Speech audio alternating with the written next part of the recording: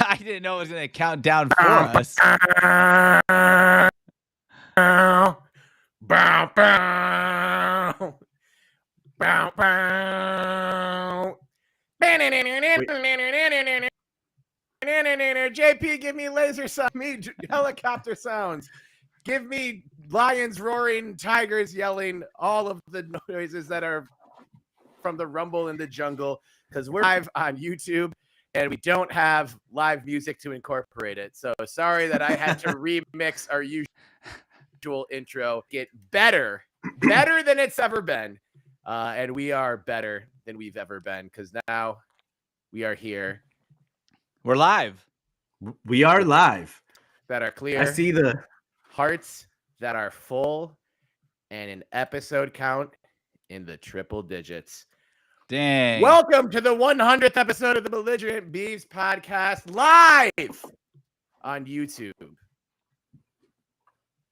Fuck it, we'll do it live. Here. We're doing it live. Seems like just yesterday when we started. It does. It really does. And what a historic occasion. Honored to be here with you two. Our names are written on the screen. Benjamin Lawrence Sebastian Wehage famously once said it was a podcast for your ears and not for your eyes. And tonight, you guys have proven me wrong. It took us 100 episodes, and we are here. I should still introduce you to fine, dapper Please do it, gentlemen. Anyway, I'm Terry Horseman. Back in Minneapolis after about 47 hours in Portland, sleeping on a pull-out couch that about 6 feet behind JP. Yeah, we've said it before on the show. It's a comfy pull-out, man. It's pretty nice. Yeah. Its pull-out game is strong. Yeah. That man with the basement couch with the strong pull-out game is JP Bertram in Portland. Wait. The host with the most. Celebrating. I don't know how good that game is. I was gonna say I have 3 kids for Father's Day. Right. Well, you won't have to worry about that anymore, as you have I think a procedure to fix that kind of issue lined up in the near future. Yeah, which is why we're going on a bit of a sabbatical. That's true. Have we announced that live? No. Okay. Well, surprise. Belligerent Beavs summer hiatus. It won't even be that long of a sabbatical, y'all. We'll be back end of July, sometime in July. Definitely after July 17th, though. That's the stipulation in my contract. But unless there's some crazy news that occurs in between that we need an emergency pod part 2 for. Pac-12 and Apple may strike a deal, or they probably won't, but they could. Manchester City, Manchester United, Arsenal, and Chelsea are all joining the Pac-12 with the new mega streaming rights, and it's going to be. We're spanning continents. We're spanning iterations of football. The sky's the limit in this digital day and age. But I also want to hear from the father of the pod himself, the pod father.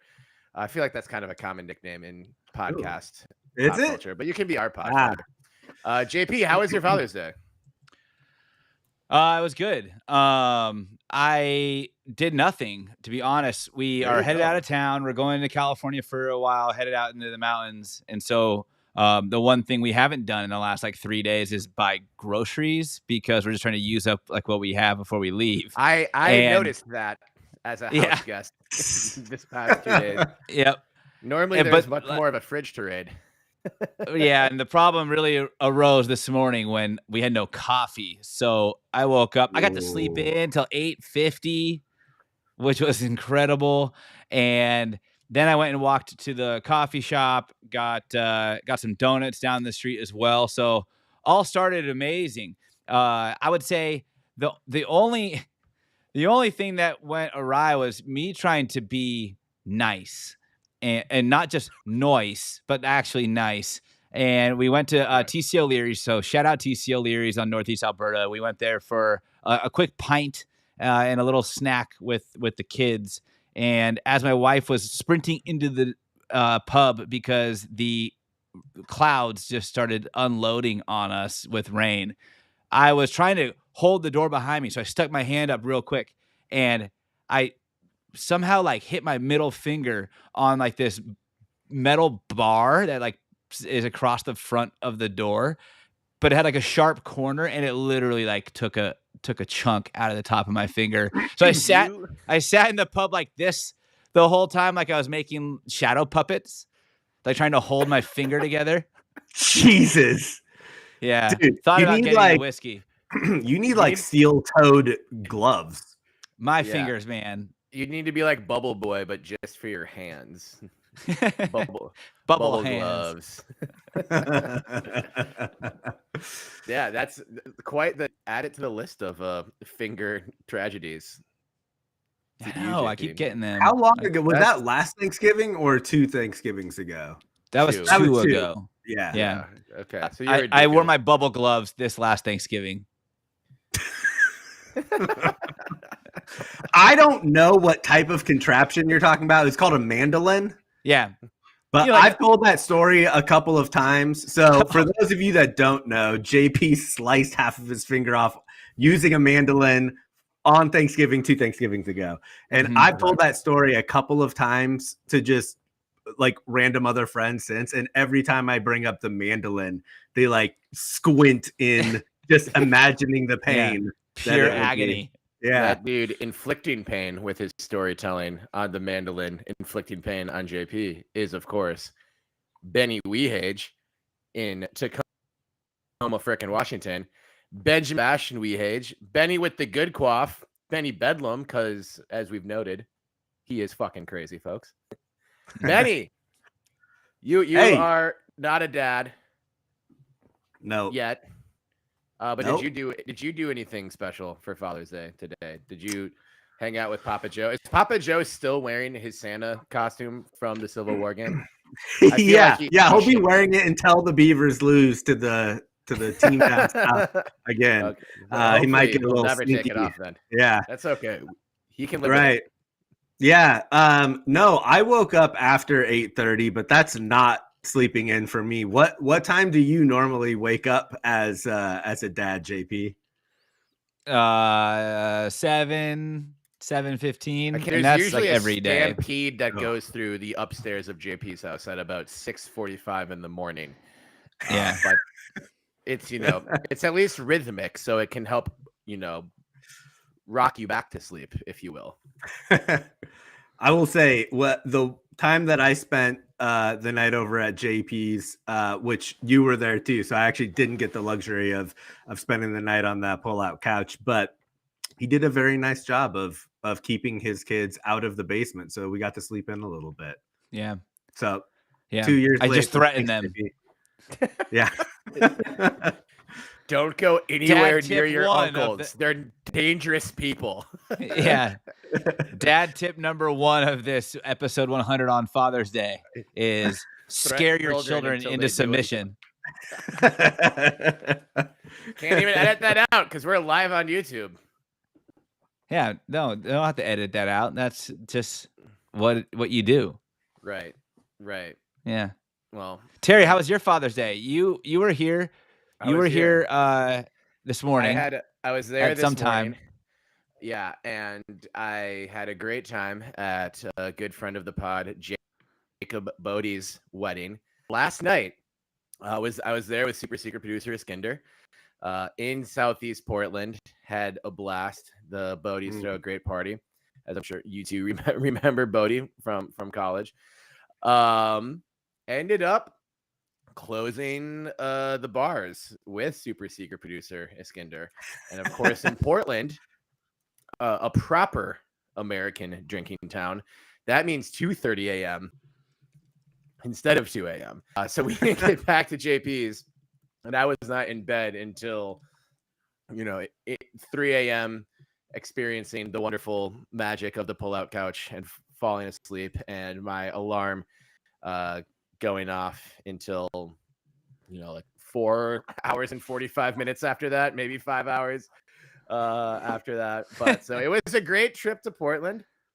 As we were talking before the pod started recording, got off on, not a rocky start, but a confusing start as I went to the incorrect location for meeting up with JP and Skins on the first night, and ended up just hanging there and drinking there before going. Instead, this is how much of a Midwesterner I am. JP's working after my plane lands. I'm like, hey, can I just go to Fire on the Mountain without you and we'll meet up later? And you're like, yeah, I didn't want to hang out with you anyway. I had so much work to do. And I was like, cool. So go to Fire on the Mountain, all-time wing joint. And then I know we're going to be at Belligerent Brewing by JP's house. And I just punched Belligerent into my lift and just go check it. Let's go. Don't even check anything. Just get in the car when my guy shows up. And clearly, I had put in the wrong Belligerent Brewing in a completely different part of Portland. And had enough time, he pulls up, parks on the side of it. I can see this isn't Alberta Avenue or anywhere near the Alberta Arts District. I could easily have just corrected my mistake and be like, oh, I'm supposed to be at the other one. I made a mistake in the wrong address. But nope, that was too embarrassing for 3 beers and 12 wings deep at 3 o'clock Terry. I just go, thanks, man. Get out of the car and intentionally get a beer at the wrong brewery. And then 45 minutes later, call another Lyft driver. Pray it's not the same dude. It wasn't, but my itinerary still says I'd like to go from Belligerent to Belligerent. So I step and he goes, you Terry? I'm like, yeah. He's like, looks like you went to the wrong Belligerent. And I was like, yep. You nailed it. So I had one extra. I ended up drinking the same number of beers, and I saw JP and Skinder at the same time I would have. So no harm, no foul. Just, a long and winding route. I took the scenic route to JP's house. And Portland's a beautiful city, a great place to take a scenic route in. Yeah. So Bodie's wedding was good. Where was it in Southeast? It was at Southeast. Red Event Space. It was like 9th and Morrison or something. Oh, okay. The after party was at White Owl Social Club. I don't know. The Grand Central. It's called Grand Central, right? The boat, like the big bar bowling alley. Oh shit! Yeah. There's a massive fly in my apartment. Or my office. You don't have an apartment anymore, Terry. I don't. How much did you drink this weekend? The first time we actually have our cameras on, a goddamn moth flies in front of my face. Holy shit. Wow. Man, I was so tempted to play After Party by Young Rome as a 5-second, but we can't do it. So just imagine. You can't. And if you don't know that song, look it up right now and just play it. Yeah. But yeah, so it's by Grand Central Lanes and Sassy's, an establishment we were the younger versions of us were well familiar with, and some older well. Great. I don't recall. Yeah. That's Grand Central is cool, man. I that's really close to where I went to high school, and I remember going there back in the day, and it was awesome. So I'm glad it's still around. For sure. Sassy. But yeah. I missed Grand this. Central. Yeah. The after high school special. Pretty much everything was still there. But also, ran into a bunch of former Oregon State Pie Caps, Caleb Rath, Colin Bourdon, Connor Budd, Cody Applegate. As a little after our time, one dude who knew me, and I had the first time ever someone was like, "Hey Terry," and I'm like, sorry, man, I don't you in my life. But some shouts to Caleb too. He was says like, yeah, I just realized you guys had a podcast, but I'm getting into it. So I don't know if you're watching, Caleb. I told him about the live on YouTube. And he's doing something with hops, something with beer, something in Yakima. So we'll probably have to have him on and talk about his expertise for some beer segments.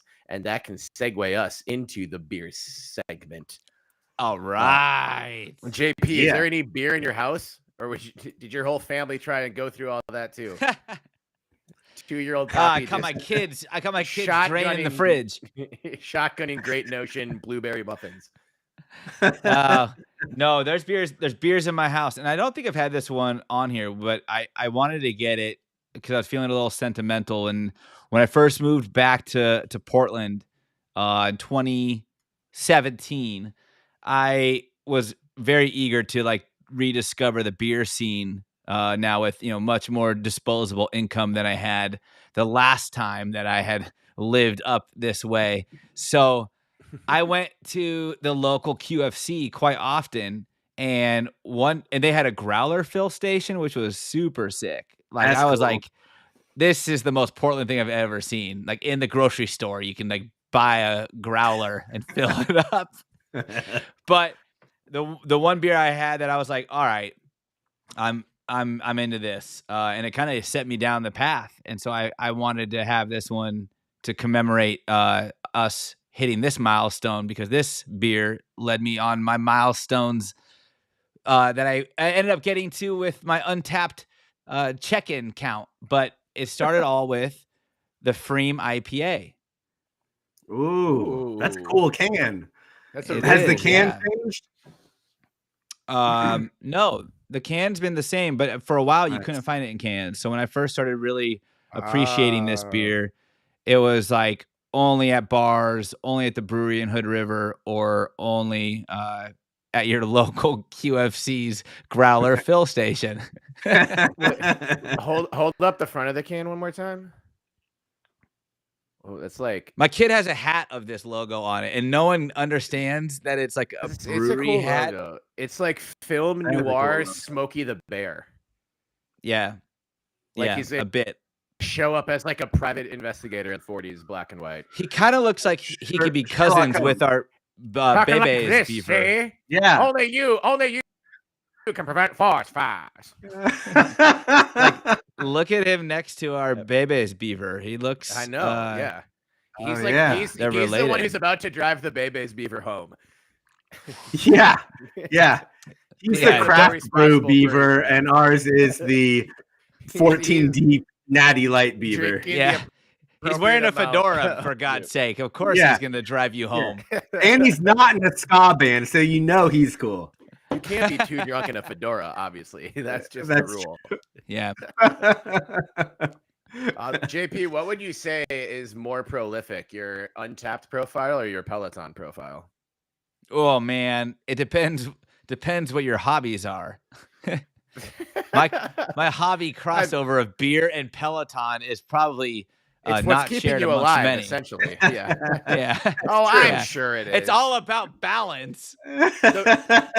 The hashtag beers after tag on the Peloton app is a rich community of beer and fitness enthusiasts. Yeah. But I think there's more history with your Untapped profile, so I'm guessing. How far back does that go? My Untapped 09. profile? Yeah. 09? Well, no, I think I got it in 12. And then I stopped using it for like 4 years until we moved up here in Northeast. Oh, gotcha. There you go. Okay. Maybe 5 Alright. years. Yeah. Okay. I had like Nice. 3 beer check-ins at that point. Well, how many beer check-ins have you had now, and how many Peloton rides have you done? Oh, that's That's the really real actually story. a worthy question. Let's see.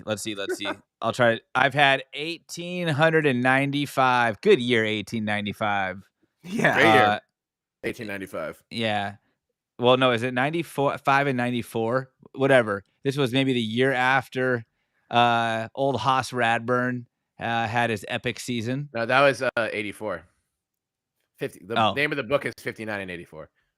All right. Well, guess what? It's 11 years after, and it's still a great year. The 11-year anniversary of the old Haas Radburn 59th win, which led to a great Twitter account. who I think has been hacked. Who's been hacked and is no longer really yeah. for the original owner. So 1895 beers, and then on Peloton I've had I've had 1,932 workouts, but of rides 1,253. So it's like a 1.4 beer to ride ratio. Yeah. I'm glad It's you a took good the time. ratio. I'm glad you took the time to get that math exactly right. I think our listeners would be lost without that information. We love So, math, yeah, baby. we do. Numbers we are a are math. We are a beautiful. math forward podcast. Yeah. Benny. Benny L. Yeah. Talk to me. I am drinking that San Juan cherry flavor again. It is legitimately very delicious, which is why I'm having it again. New sponsor of the pod, San Juan Seltzer. Yeah, apparently. Whoa. Yeah, Ninkasi blew their Congrats chance. to them. Ninkasi really did blow their chance. Dude, I almost got Ninkasi for tonight just out of spite. Really? We should have put Ninkasi on the crawl. We haven't mentioned this yet. You've probably figured it out by now if you're watching. 100 thanks for 100 episodes. We thanked 100-ish people, places, entities, monsters, faceless social media accounts, breweries, etc. That will all be scrolling through the bottom.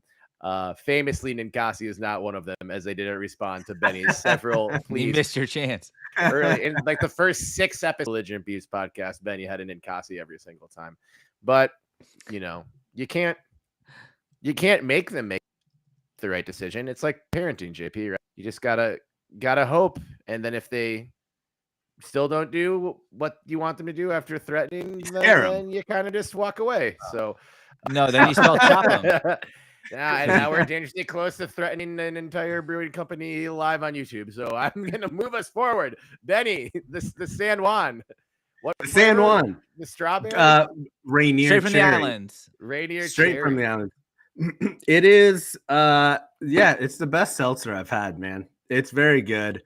I also did have a joint at it was like 5:30, but that's still buzzing around in my head as well right now. That's neither here nor there. I was thinking to myself, if you're going to pull out your stick lighter and just rip a joint without warning live on YouTube. Truth be told, I have stopped smoking during the week. Surprise, surprise! I am way more productive at work the last 2 weeks. But wait, it's Sunday. Also, I think that's I know that. Right. So what I'm saying is, on the weekends when I do smoke, I get way more stoned than what I normally do, and it lasts for way longer than what it normally does. So I thought it was in the clear. Which explains how hard you laughed in pre-production when we lost JP for a minute because he went full RoboCop. yeah, that's right.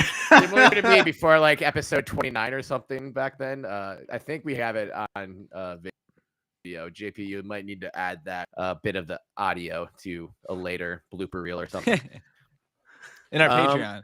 Yeah, but okay, so you are enjoying a cherry seltzer is the moral of that. Yeah, I wouldn't say I'm really high. I'm just it's pretty high. Yeah, I'm pretty high, and I am enjoying a cherry seltzer. Yeah. On a level of really to pretty, I'm definitely more on the pretty side. Nice. You are quite pretty. You're always pretty. Yeah, thanks. Yeah. Thanks. As Tom Segura would say, you fizzing, baby. You straight. Oh. This is exactly what I thought about the number of ways I could go with my beer tonight, but I wanted to keep it classic. I think this is a beer I've had more than any other beer on this podcast. I also love it. My words that end with M, I prefer if there are 2 of them in multiple ways. And in this case, hams, baby. I get that. And shout out to you, baby. Ooh, that's how you do. You can't spell hams without Sam. That is true. That's true. You can't spell hams without Sam. So yeah, I was like, I have I think 26 of these in my fridge right now. So I was like, let's use a couple of them on the podcast. So you could have brought some to my fridge. Thanks a lot. I'm a real. I could have. I'm sorry. I would have had to check my bag though. So but yeah, felt it was only right, appropriate to bring on my favorite American macro brew. So let's have a toast. We're not even 25 minutes yet. We are flying through the normal glacial paced early part of the programming. That is a good way of putting it. cheers to you guys. Cheers to the listeners, everyone watching. Right now, it says there are 10 million of you. That is incredible. I can't believe it, but I totally can. Here's to the next 100. Sláinte, everybody. Cheers, guys. Cheers. Congrats. What an accomplishment. What an accomplishment. I was trying to think about this. If we did the math, because we love math, we have 100 episodes. Each one's averaging like an hour 20. If you listen to it straight from start to finish at this point, well, including this episode, let's say this episode's a little over an hour. Where would we be when it's over? It would be like Saturday. It's 120 hours. Oh, It's damn. more, yeah. You could All right, listen to it. I'm You could listen to it to your entire family road trip, JP. But start at the beginning because, as we tell to everyone, it is a narrative podcast. You don't want to lose crucial parts of the story. You can't just start at episode 100 if you haven't listened to episode 3. you got to go back. Especially since episode 5 was when we essentially said, fuck you, Larry Scott. And I still think to this day that was our best episode. Not because we've gotten worse, but we just had the perfect reaction. Yeah. For no benefit to anyone here, it's, it ages better and better every day. Yeah, that is true. Right.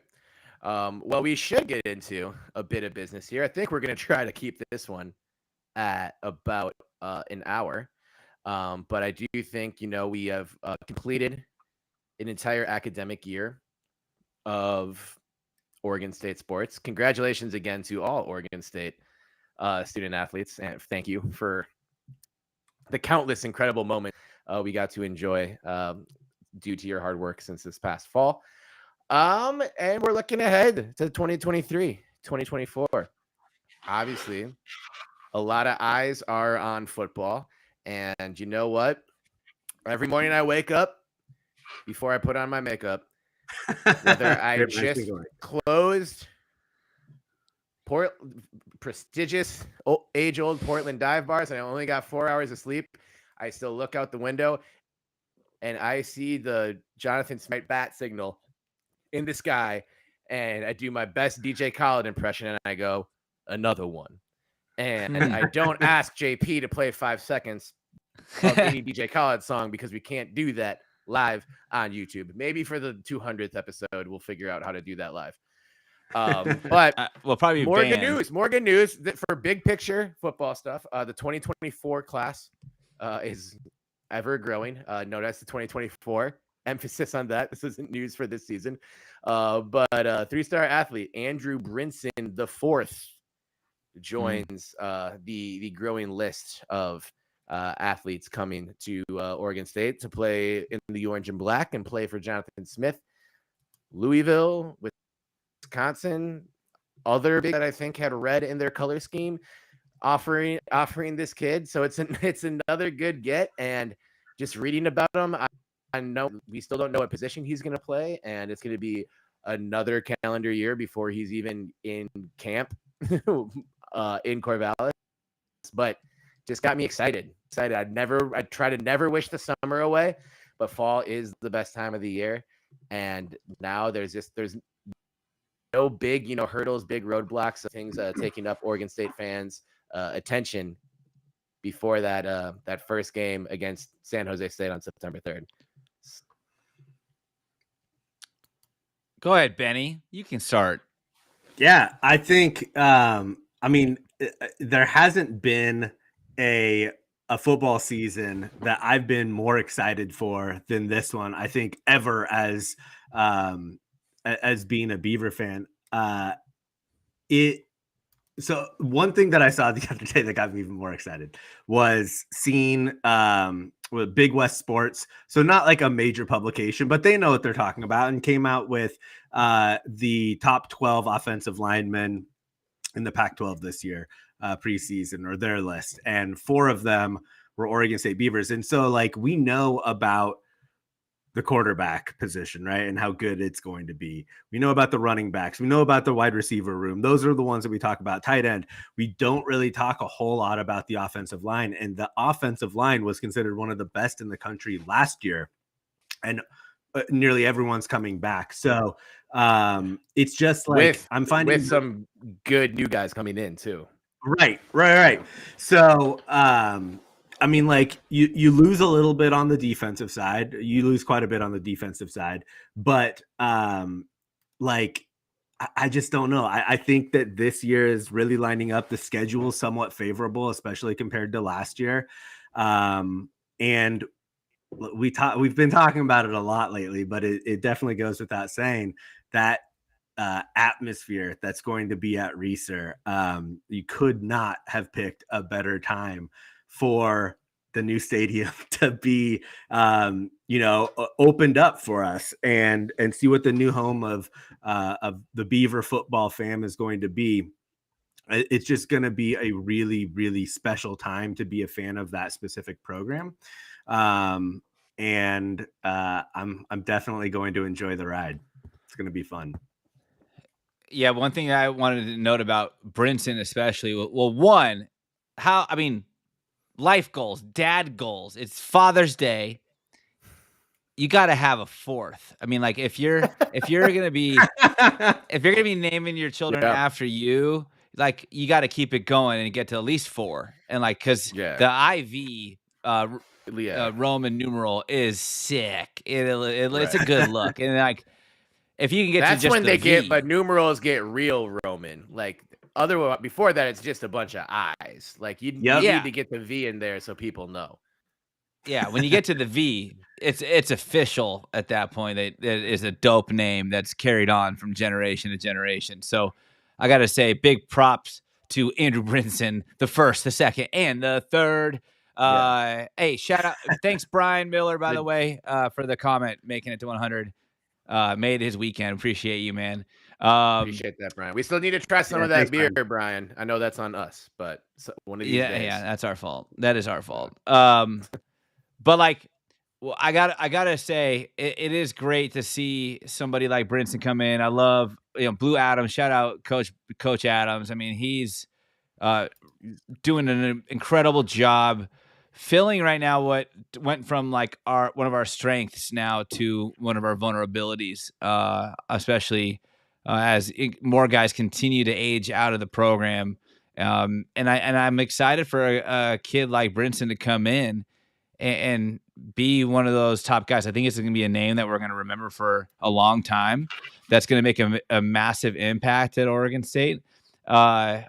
He took an official this last weekend and committed like in person, which was really cool. He does have a scheduled visit for Purdue coming up this coming weekend.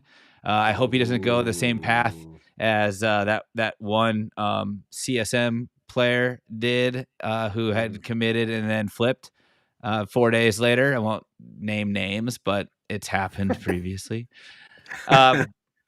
We better tell Travis Miller, who's on the crawl, Purdue SB name, to stop it. Stop messing with our commits. Knock it off. Boilermakers. Benny and I had a great time in West Lafayette. We didn't make enemies on that trip, but we will come there and make some enemies if you keep flipping commits. Sick of this. But what I love is I know a lot of players do this, but I just still love seeing a guy who plays like both sides of the ball or like had played the other side of the ball, especially when they flip the defense. I think offense in high school gets so much shine that a lot of players are reluctantly on the defensive side of the ball. And Brinson played wide receiver this last year. So even though he's coming in, he was an athlete. He's coming in as a defensive back. He played wide receiver. He did pretty well, like 9 touchdowns, almost 700 yards his junior year, I think it was. So, you have a better understanding of what kind of play calling might be coming your way, and what kind of routes these guys might be running on you. So that's going to be big, of course. And again, it's not abnormal by any means, but you really do like to see that. I think another thing to add on here is And our guy Marcus Wheaton might agree, but Brinson also ran track, I believe. So he's got that speed and that burst that you can only get from training with track and field, and that'll pay dividends as well. So I think this is a great signing by Smith and Adams, and I'm excited to see how this class rounds out, because like it just feels like every single time there's a damn right tweet now, like the excitement level is sky high every time. And it wasn't always that way for the tweet or for Oregon State announcing a new commit. And it just compounds on itself every single time. And so I think that we're just continuing to ride that roller coaster up and up, which was going to lead to some really, really fun seasons in the next couple of years at the longest term. For sure. Yeah, and I think too that like if you look at last year, we all knew how big of a feat that was for Smith to get the program from where it was to where it is now. But I think nationally, we've talked about this just with the Beaver bias. They probably didn't get as much attention as what they deserved, and certainly sort of what we're in the echo chamber of Oregon State. So I think it was probably a little bit quieter than what we even realized. I think that changes this year if things go the way that we think they may. And I just wonder how much that's going to change recruiting, because Smith and his team have shown and proven that they are good recruiters by getting the kids that want to be in his program. And, obviously success makes that job even easier, or it makes it a little bit easier, I should say. And so it will be interesting to see that momentum to continue down the road. For sure. And on maybe not quite the negative side, but more just a page turning side, a new opportunity side of things, if you will. A former recruit, not to pour salt in any wounds, Benny, but your guy, undisputably your guy, John Dunmore Jr., we talked about this last week, is in the portal and is moving on from Oregon State. We wished him well. We don't need to belabor that point anymore. JDJ 14, gone. Thank you for your service. Wish you best of luck. Since that was undisputably your guy for the last 2 years, since the first time we asked the question, did somebody say Dunmo? I know this has been a hard time for you, my friend. It has. You don't need to have a final answer for this question now, but who are maybe some of the leading candidates to replace the hole in your heart left by John Dunmore Jr. and become the new Benny's guy? Is there anyone that you've been thinking about who can fill that void? Is it just is it too early? And if it is, I'm sorry, but no, I have an hard-hitting podcast with hard-hitting content, and I have to ask the hard-hitting questions. It's gotta be. So I'm changing the side of the ball that the guy's on. So it's going to be Drew Chatfield. There you go. We had a great experience with Drew before the Montana State game. I've never seen you so happy. Man. and his playing time increased, and he was one of the players that stood out to me that just consistently got better and better and better as the season progressed. I think if you look on the defensive side of the ball, to me, it actually looks really good. I think we have a lot of really strong players that are coming back in the right positions. But I also think that there's a tinge of doubt that may be coming from outside of the Beaver fam. And so I think Drew is the right kind of guy that's going to shut that up real quick. And I have never seen another one of Drew's videos on Instagram. I've only seen the one, but it was after the Civil War game where he's in the locker room and coming back out to see the fans and going back into the locker room, just saying, we told them. And just that he has so much fun and gets the rivalry. I mean, that's like the thing that I don't know if there could have been a better video made. So he's my guy. I'll ride with Drew till the end. And good choice. You also were that was a great moment, obviously. After again, I believe it was 31-10 and then 19 running plays in a row to complete one of the most improbable comebacks and give Oregon one of their most embarrassments in program history. 38-34 again was that final score. But then weeks later at the Vegas Bowl, you and I in the house, Drew Chatfield going up against his former team, Florida Gators, out of a conference, I believe, out of the SEC. Is that what that's called? One sec. One sec. One sec. Oh, I think they just say that it's the SEC. That's how they refer to it. The SEC.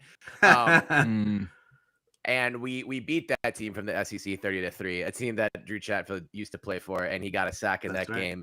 Did the Gator chomp, and I think was the world's most hyped human for about the 44 seconds after that play. And I think the legend of Benny game kind of willed that to happen for your guy. But of course, can live by that. We were excited when he transferred. We had heard from people. My boss at the time was a Florida fan. Told me, he was like, yeah, he's got a lot of potential. If he puts it together, he'll be a real piece. And he didn't get to play a ton early on because he was injured. But part of being injured meant when we were on the field pregame before Montana State, he was on the side of the field hanging with us and loved Benny's Savage Season shirt. I don't think those shirts are in stock yet at belligerentbeavs.com/merch. But why don't you take this opportunity to go to belligerentbeavs.com/merch and buy a different shirt in honor of Benny loving Andrew Chatfield. So whenever Andrew Chatfield does anything, listeners, viewers, people in the world, the 10 million people paying attention to this, you have to hit up Benny on Twitter. Every time Andrew Chatfield does anything, anything at all, when Andrew Chatfield's name is mentioned by an announcer, you drink. That is the drinking game for this season. Wait, I do? Andrew Chatfield, everyone. Everyone. But anywhere in the world. Everyone who's not you has to hit you up and let them know and let you know that they're watching Andrew Chatfield do stuff. Make stuff do stuff. Okay. I will say, so one of the other reasons, and I think one of the reasons that the shirt got made is because Andrew Chatfield is like, talk about someone who walks to the beat of their own drum and just does them and is unapologetically themselves. Like little things about him, like having the chain that has the Jason mask on it. Like he's built his persona around being spooky, and I like that. I think it's cool. It is really cool. And what was Benny, when Jason's we were in primary weapon of choice? Oh yeah. Oh, full circle. Now he's really my favorite. What sound was that? Just kidding. Are you growling? It's third down. Chainsaw. I was gonna say, Benny, I'm surprised that you like spooky. I do love Drew Chatfield. I think that he's getting some recognition right now. Summertime recognition of somebody to watch on the defensive side of the ball, and I think that's well deserved. I think a lot of this season for him was tough because of the injury. It was probably, new situation, new playbooks, new schemes, etc.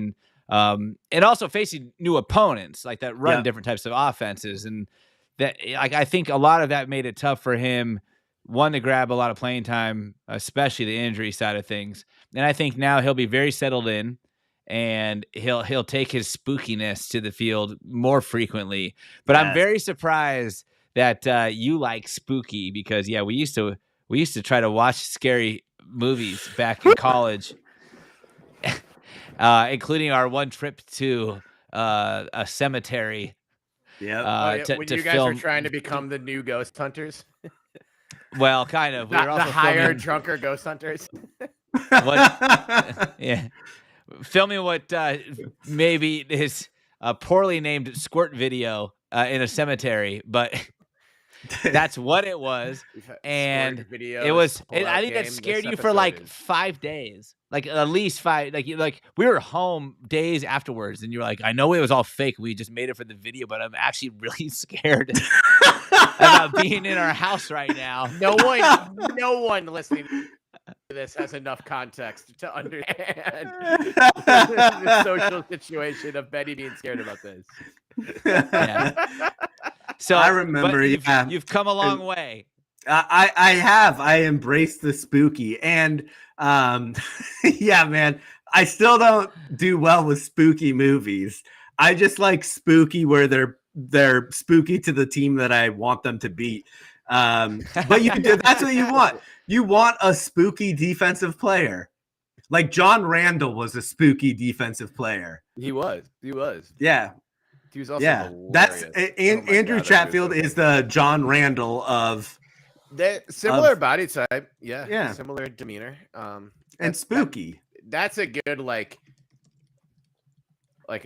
hold up butt. It's like a player reminds you of like a Hall of Famer, and you don't want to be the one that's like reaching, and you're just like, no, but like certain things he does, like it's like a callback. So that's fair.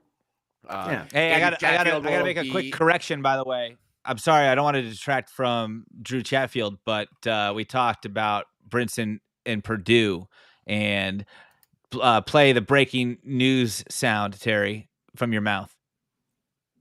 Like a beaver. Yeah.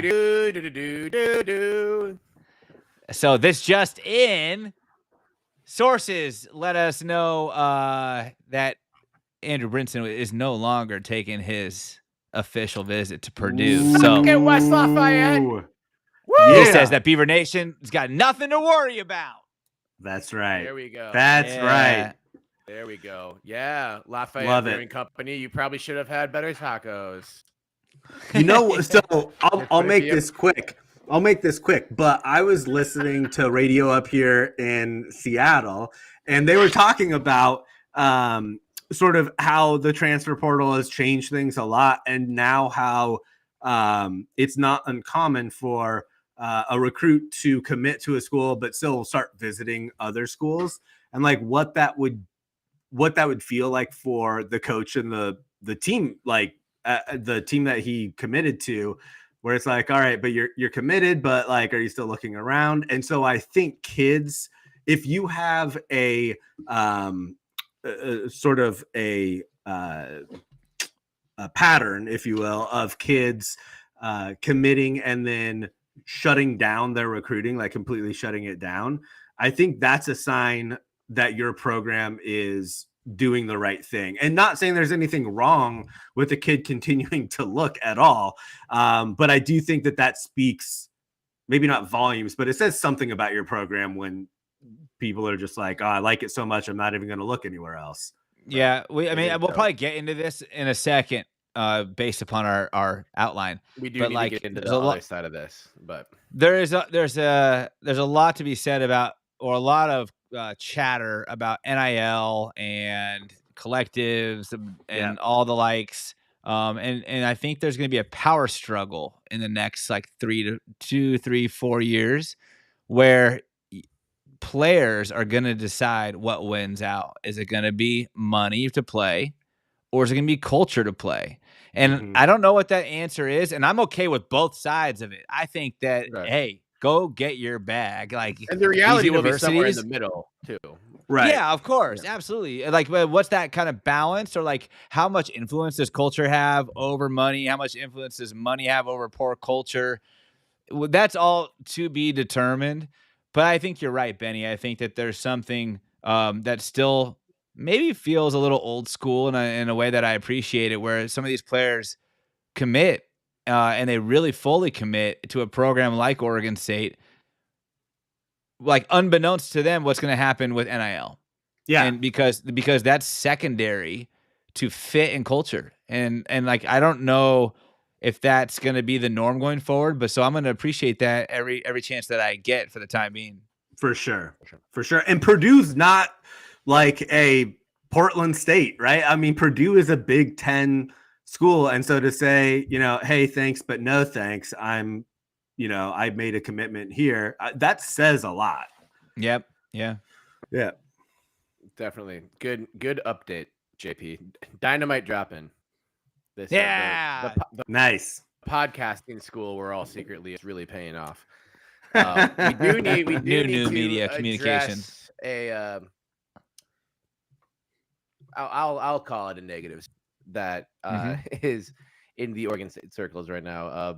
Men's basketball assistant coach Tim Shelton is leaving the program, leaving a decent amount of money on the table, leaving his job as an assistant,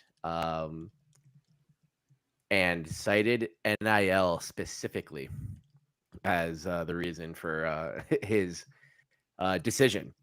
Now, we have not talked to him at all, and we don't really have inside sources.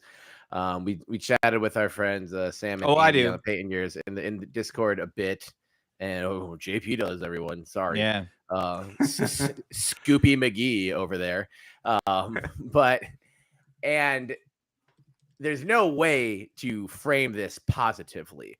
There's just different versions of bad of a coach leaving with essentially zero confidence in the program to be able to compete with the current landscape of where the sport is, especially when there have been rising questions about Oregon State's men's basketball's ability to keep pace. So I think there's a lot of worried men's basketball fans out there. The three of us are certainly worried. I'm still kind of trying to make sense of it and feel like I needs additional context and think that more things about this will play out in the coming months, probably even years or whatever. But JP, what has sort of been your reaction to it, and what's some of the stuff you've read and heard that might help fans piece together like a more sort of comprehensive understanding of the situation? I mean, I it's hard to take Coach Shelton's words out of context because I think they were very direct. And I know the quotes were pretty short, and I do trust Nick Daschle in his reporting, and I think that I don't think that Daschle has any sort of agenda against Oregon State men's basketball. It was a very cut and dry story. He may have though reached for a story. And I don't know for sure, but like the way that I look at it as like kind of what you were saying is we don't have all the details, and we don't really know what else was said by Coach Shelton.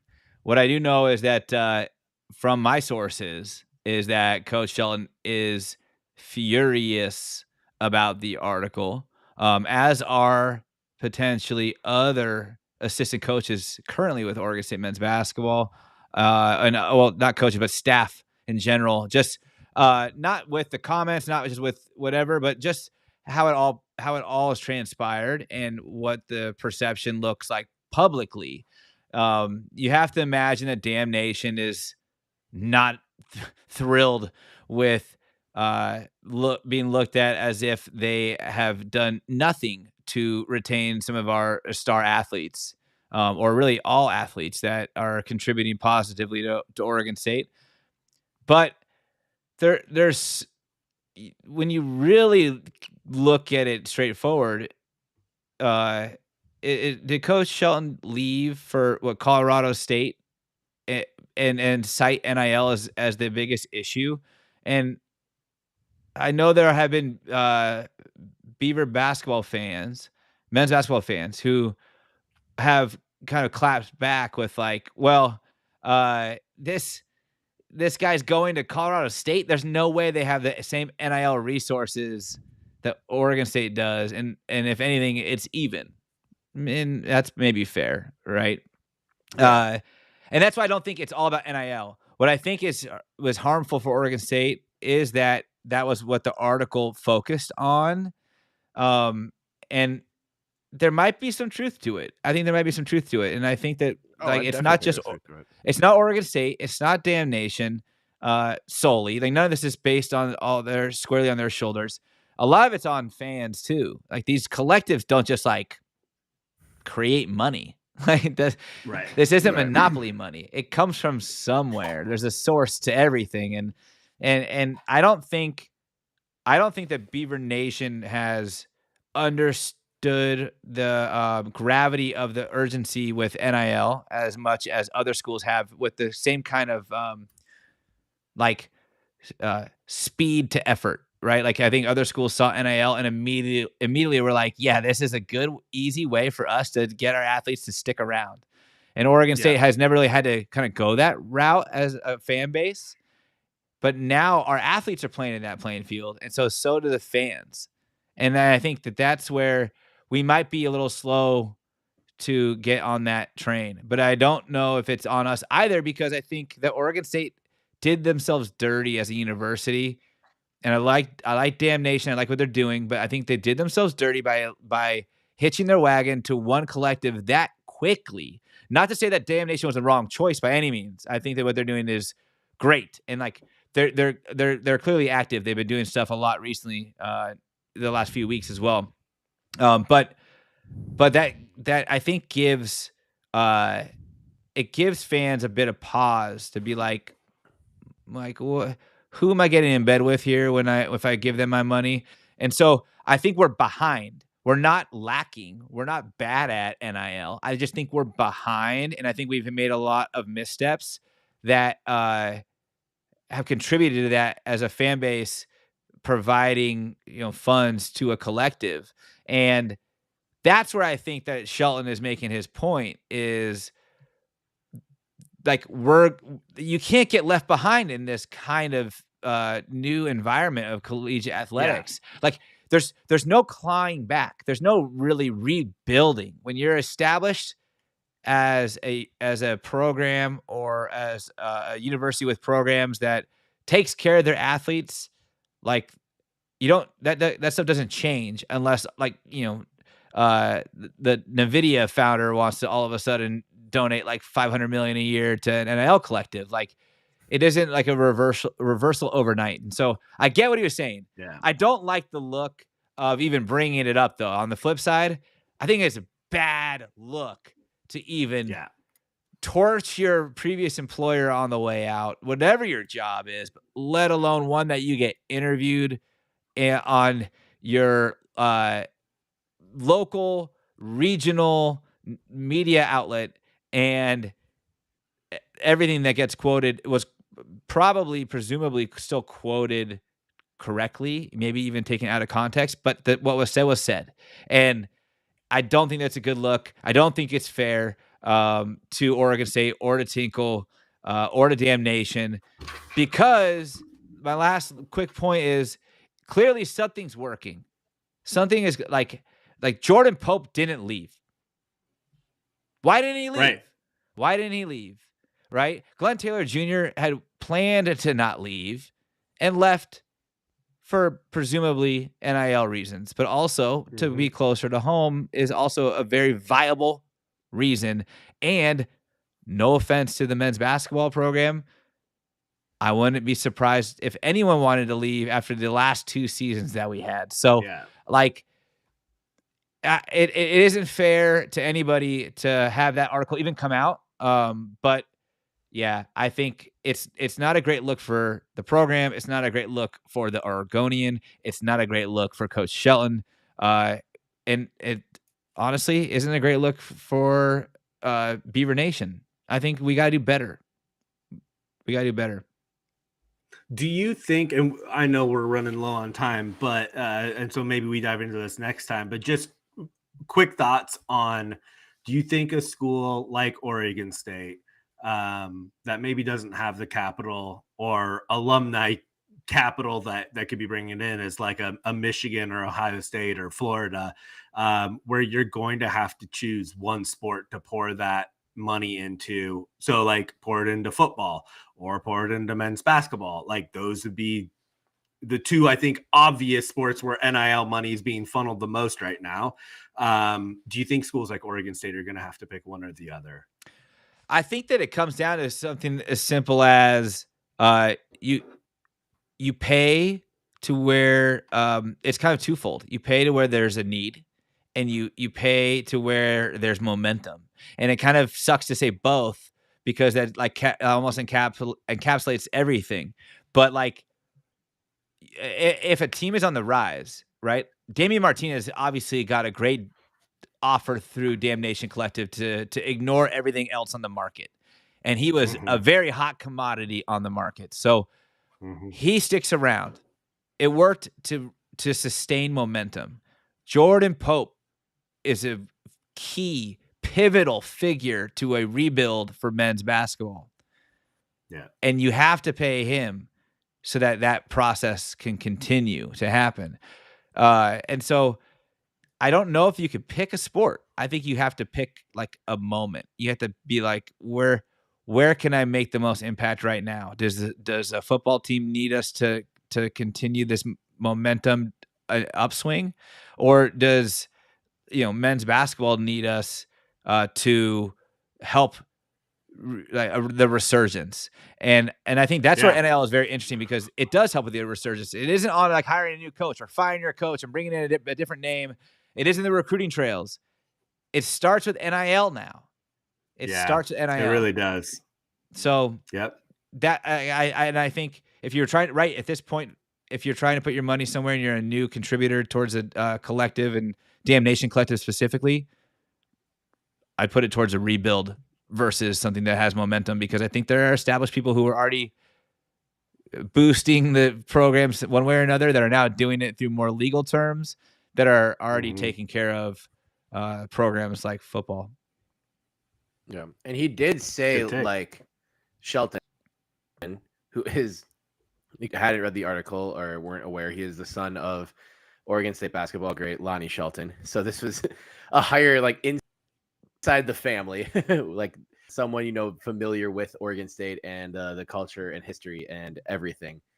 And he, to be fair to Dashel, a lot of things he said are in that article, but you're right, it is framed as an NIL issue, and like that Shelton would leave to be easier somewhere else, which it does not sound like is the case. That's also kind of a editorial thing. So I understand him being upset about the way he presented. His quote that sticks out to me is where he's like, things like sometimes like with these kids, it's like, man, is Oregon State going to get lapped before they even get in the race? And I think right now that just applies to men's basketball. And we've talked about this and we've talked about it and we've hammered it into oblivion. And I don't think we're any closer to figuring out that solution. I don't necessarily think that's like sort of a one or the other when it comes to like football or men's basketball, Benny. But it seems that is in the position that we are in specifically right now. Yeah. And some really important, really intentional decisions need to be made about securing the longevity of a competitive program here. And, people transfer and leave for all kinds of reasons. Like, you have to look at all those as a case-by-case basis. Like, Oregon State doesn't automatically suck at NIL because Glenn Taylor Jr. left. Like, you need to, like, you can identify patterns and stuff. And if people keep on leaving, then it's like, all right, what we have together isn't just working out. But not everyone is leaving because Oregon State doesn't know what the hell it's doing in the men's basketball landscape in regards to NIL. And I don't know. This is something, if we somehow got an hour long to just have a one-on-one with Scott Barnes, the only sport I would ask him about is men's basketball, because that's the most challenging part of his job. And it's fascinating to me. And we've all spent a lot of time thinking about this. We all love the sport and love the team. And I just don't know what you do, because even if you throw money at it, it still needs to be smart decisions used with that money. Like, we see teams get into trouble all the time. I think even though often it's a competitive program, but Texas A&M football has like the richest donors ever.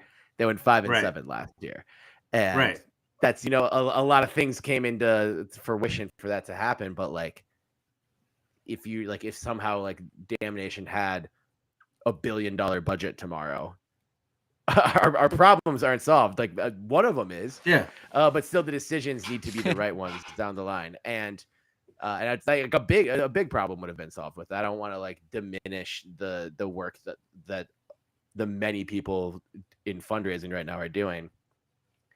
But yeah, it's tough.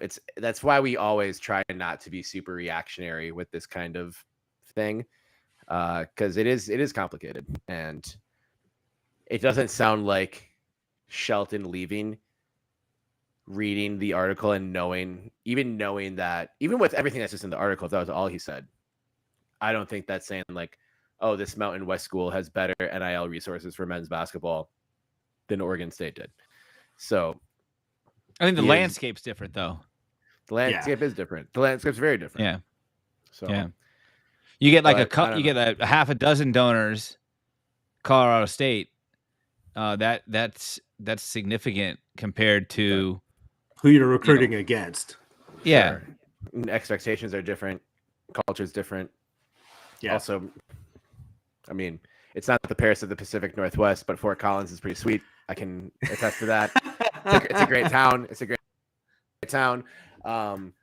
Just like if you want to get real sicko with it, like if you do a deep dive on like coaching trees, like a lot of really good coaches have gone through the Colorado State program. That's shocking because you don't really think Colorado State basketball immediately. But anyway, that's the last thing. I don't want to like drag this on too much, but I do want to. We have to point out the elephant in the room. One, did Shelton see Colorado State as a stepping stone either for him to, internally move into a head coaching role, or to get the right exposure to land a head coaching role elsewhere? But also, B, does he see the writing on the wall at Oregon State that he doesn't want to be part of that exodus? And I don't know. I mean, who knows? But I'm just saying, like, something to consider. Definitely something to consider. It is fucking cruel that you use the term writing on the wall during the one time I can't ask you to play 5 seconds of by Stevie Wonder, because there is writing on the wall. There is writing on the wall. We don't know what it says, though. I think that's the way that I'm going to continue to approach this. And, man, it feels like we are right. Man, that it feels like we're sort of in the darkest place for men's basketball that we have in a really long time. Certainly since the Elite Eight run. Well, yeah. But I'm going to say it's insane to be in this place, especially considering, as our friends at the page us all the time, always a great time to bring up that Oregon State has gone to an Elite Eight more recently than Arizona has. And that's still true. That is still true. True. But it just seems like, and I'm not saying that this program is in the same place as like Gary Anderson put the football program in, so don't take it out of context. But no. I do think the same sort of feeling of despair, where the feeling that Shelton was quoted as saying that Oregon State's at risk of getting lapped before they even start the race. That quote encapsulating, I think, that a lot of Beaver basketball fans are feeling. Beaver men's basketball fans are feeling. Yeah, for sure. It's a pickle. Yeah. It's a Portland pickle. Portland pickles. Hey, did you guys see what happened yesterday with the pickles? No. Not to get off topic, but let's get off topic. So yesterday they were down like 9-0 or 8-0 or something. They clawed back to tie the game and push it to extras. In extra innings at like 11 p.m. as it was like in like the 12th inning, the sprinklers turned on the field.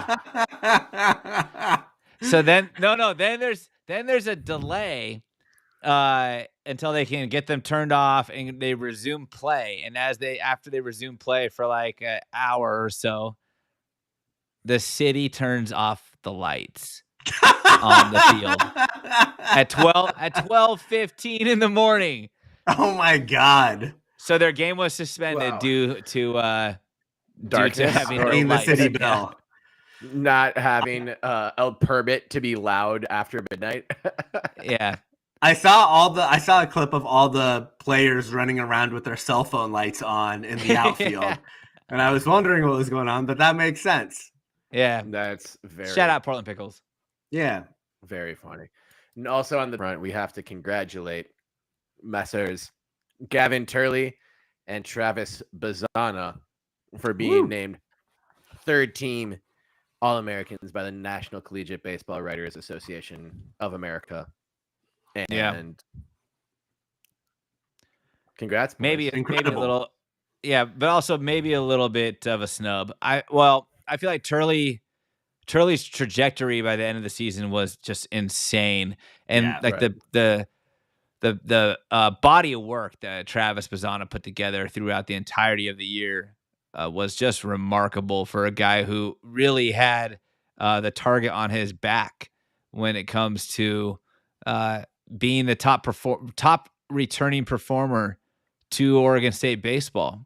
And I thought he delivered on that promise and more. Yeah. And so I do think that he might have been more deserving, even though the second team or higher.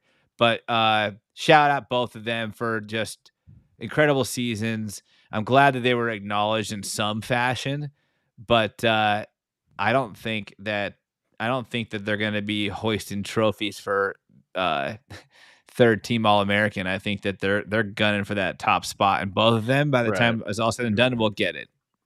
I agree. And other further shout outs, we do need to get out of here. Thank you all for sticking with us, all 17 million trillion of you.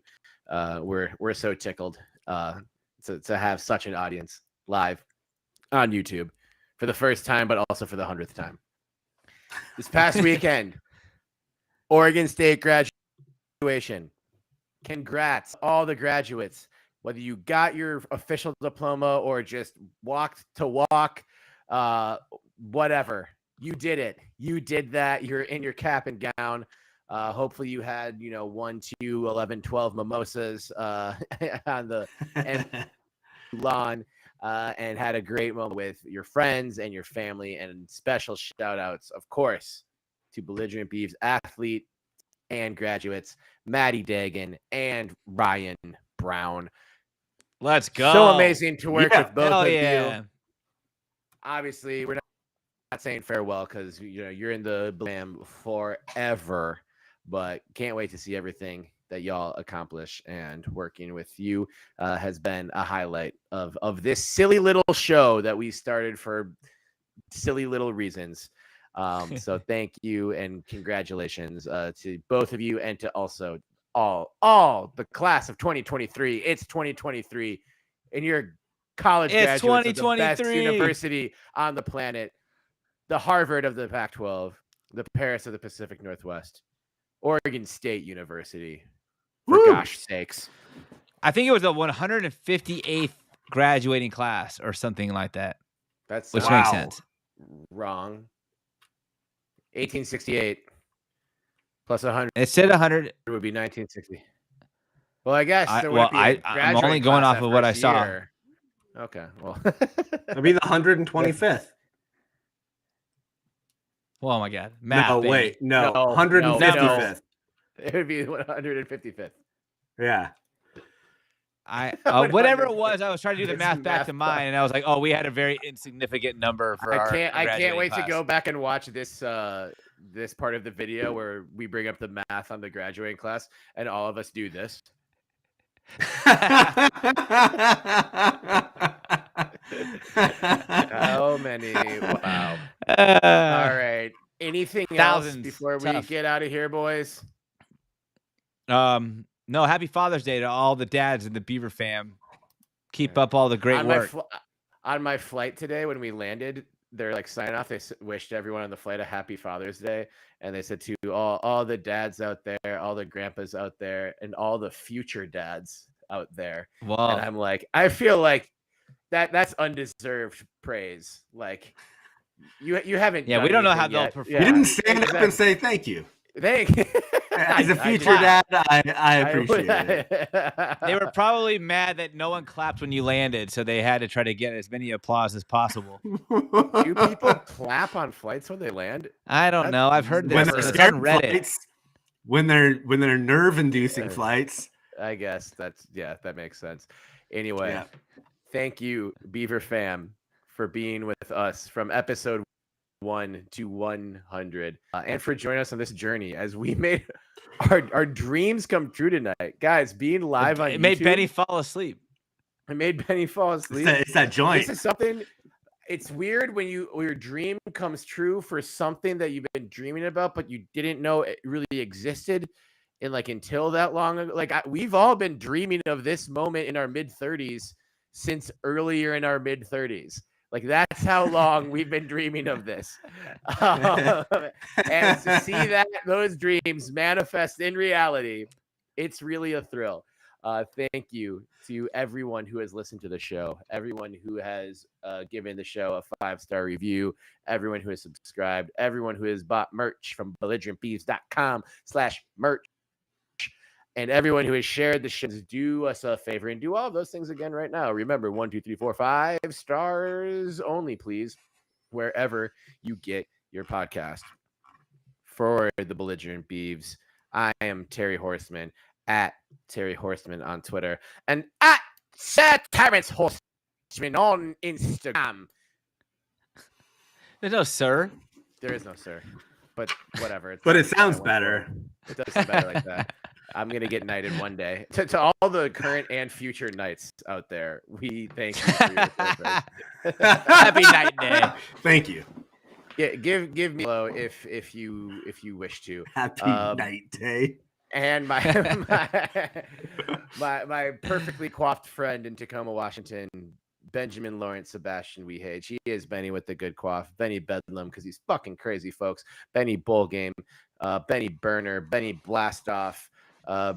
Benny smoked the appropriate amount of weed to give a really good performance on the episode today.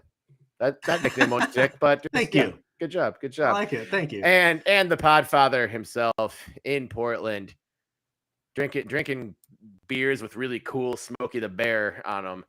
It's JP Bertram at JP Bertram on Instagram and at the Trill J on Twitter. That's at the_Trill_J because he's too trill to be real. And follow the show. This is written on the screen, so it's ridiculous that I'm saying it, but we're covering all of our bases. At Bellig Beavs on Twitter, at Belligerent Beavs on Instagram, at Belligerent Beavs on MySpace, in your top 8 on your page and in your hearts.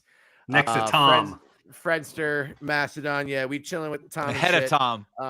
Ahead of Tom. Thank you so much for riding with us from the first episode and through this episode while we tried something new.